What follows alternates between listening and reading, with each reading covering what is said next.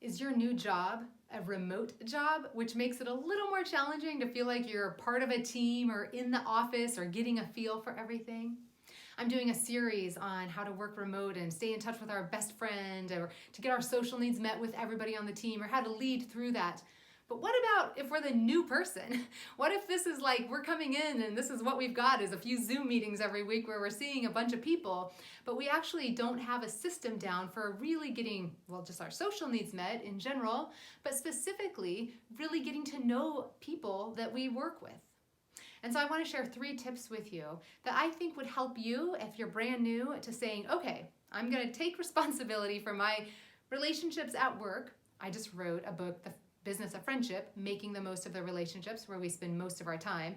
And I can attest, the research is compelling of why you would want to do this, because you will be happier, you will be healthier, you will enjoy your job better. The list goes on and on and on. So this isn't just one little more meeting to put into your life. This is your health and happiness, and you will like your job better if you like the people that you work with, even if you're not seeing them. It matters and it's powerful. It's one of the most important factors you can do for wanting to stay at your job, for feeling loyalty to that brand, and for being excited about doing your job. Huge, huge, huge, big, big, big deal. So first, take advantage of the fact that you're new. That works in your favor. It's kind of like if you don't go meet your neighbors when you're kind of new to the neighborhood, it just gets more awkward. Like you're allowed that whole like, oh, we just moved in last month and wanted to come by and say hi. It's a little more awkward when you're like, oh, we just moved in 5 years ago and we wanted to come by and say hi. So take advantage of the fact that you are new. That's a good thing. Don't wait. I think so often we feel like we need to wait and put it on everybody else, or we just kind of feel like, oh, we just need to get our footing better. You don't. You can just be like, I'm new, and that's my excuse, and that's a beautiful excuse. And so maybe it's just reaching out to each person on your team and saying, I'm new and I'd love the chance to get to know you better. Would you be willing to schedule 20 minutes with me just to kind of share a little bit about each other and what you do here and how I can support you? Maybe it's sitting down with your manager and saying, who else here do I need to know? Are there a couple people that you think I would really benefit from connecting with? Or maybe you just sit down and make your own list where you think to yourself, who are some of the key people here that might help me feel more connected? Who's somebody in HR or accounting that I might interact with where a relationship would bolster that interaction? Or maybe there's somebody who's in a different department who I might be collaborating with at some point, or where I might want to have some relationship with somebody in marketing, or you just kind of start thinking through who would be people that you'd want to know. Maybe there's an employee resource group that you are thinking about being a part of, and maybe it's reaching out to a few people who are involved there and saying, I would love to talk with you and connect and hear more about your experience. Make your list. Just kind of start being intentional. And you don't have to do it all at once. Maybe it's sending out an email and saying, here's my calendar, go schedule something. Or maybe it's just reaching out one-on-one and saying, I'm going to try to do a connection with somebody every Thursday. Would you like to be my connection this week or next week? So you can figure out how you want to pace yourself. But the important thing is that you kind of identify who you want to do that with and initiate that. You have the new card in your hand. It's a good thing. It's a really good thing. Everybody wants to be kind to the new person. Everyone understands, and everybody's eager and anxious to support you. So you could probably even get some pretty high up people to want to kind of show up and to know you. So be strategic. Use it to your advantage. And number 2, have a few questions ready when you do have this connection. Maybe I always think always start with a little bit of history, how long have you worked here, and have you changed positions, or have you stayed in the same thing? What's your experience like in this company? So you're just kind of trying to get a feel for them and what they've done, and then maybe I always try to be like, what's something right now that you're working on that energizes you or that excites you, or kind of like what's the thing right now or coming up that has your attention? So fun to know. People would love to share that with you.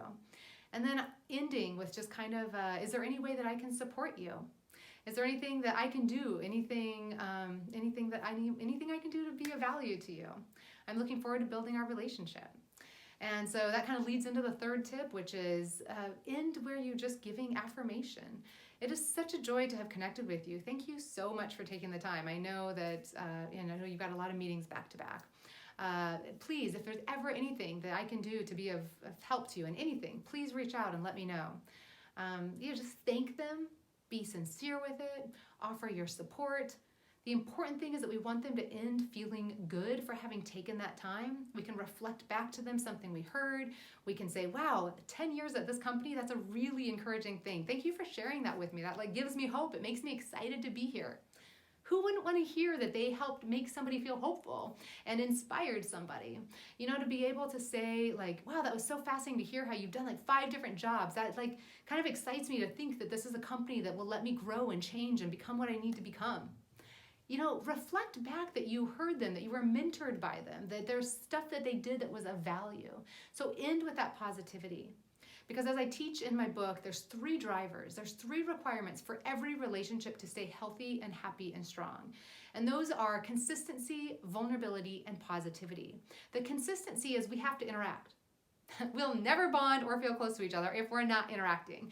So right off the cuff, if you don't reach out to them, if you don't schedule that time together, you're never going to be able to do the other 2 things, which is get to know each other and feel good about it. So you have to schedule that. And then the vulnerability is the sharing, the getting to know each other. And at this point, you can focus on being curious and just wanting to ask about them. And maybe they'll ask about you, and maybe that can be woven in, but right now you're just being curious and wanting to get to know people. And so hear their story and ask questions. People love that. And so just kind of come with a few questions about learning and wanting to learn about their history and what they're working on and what excites them. And that's good information for you to know and to remember and to start having a little bit of bond with those people. And then positivity, it has to end well if we're ever going to want to repeat it, right? It has to feel good. So leave them feeling appreciated for the time that they took. And that will leave a good feeling on them about you.